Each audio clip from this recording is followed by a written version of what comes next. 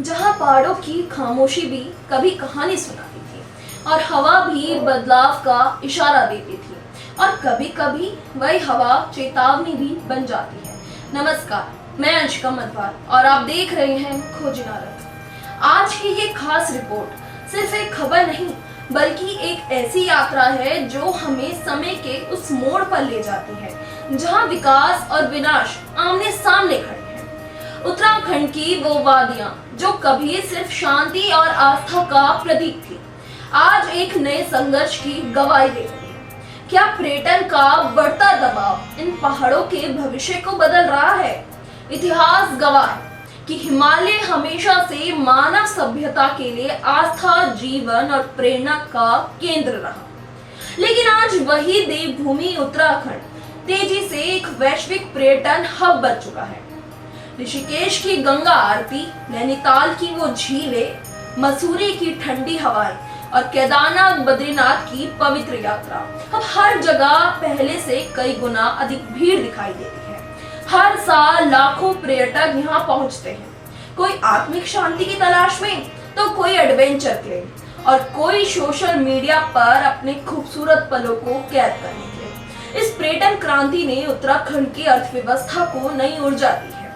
Hotel हो, home stay हो, taxi सेवाएं और छोटे व्यापारों ने हजारों लोगों की जिंदगी बदल दी है। गांवों तक रोजगार पहुंचा है और स्थानीय उत्पादों को एक नया बाजार के पुल और कनेक्टिविटी पहले से बेहतर हुई है, जिससे ये क्षेत्र पहले से ज्यादा जुड़ा और विकसित दिखाई देता है। लेकिन इसी चमक के पीछे एक सच्चाई धीरे धीरे गहरी होती जा रही है और वही इस कहानी का सबसे गंभीर हिस्सा है।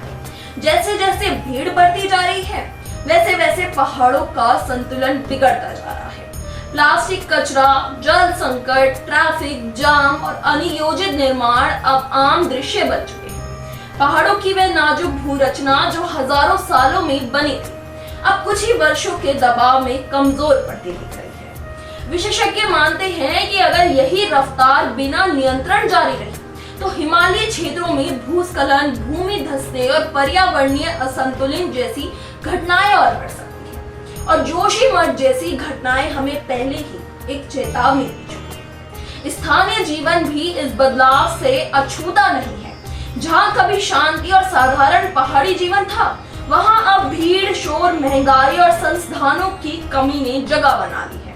गर्मियों के सीजन में कई शहरों में पानी की किल्लत और ट्रैफिक का दबाव स्थानीय लोगों के लिए रोजमर्रा की चुनौती बन चुका है। लेकिन इसी पूरी कहानी में सिर्फ खतरा ही नहीं, एक उम्मीद भी मौजूद है। सरकार और स्थानीय समुदाय अब सस्टेनेबल टूरिज्म के दिशा में कदम बढ़ा रहे हैं, जिसमें विकास भी हो और प्रकृति का संतुलन भी बना रहे।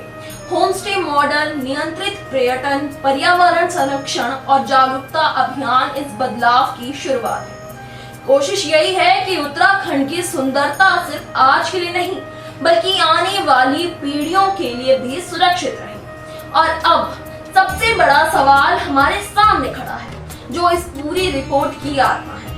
क्या हम इस देवभूमि को सिर्फ एक पर्यटन स्थल मानते रहेंगे या फिर इसे एक जिम्मेदारी के रूप में समझकर बचाने की कोशिश करेंगे? क्योंकि इतिहास हमें बार बार यही सिखाता है कि जब प्रकृति टूटती है तो उसका असर सिर्फ एक राज्य नहीं, आने वाली पूरी पीढ़ियों पर पड़ता है।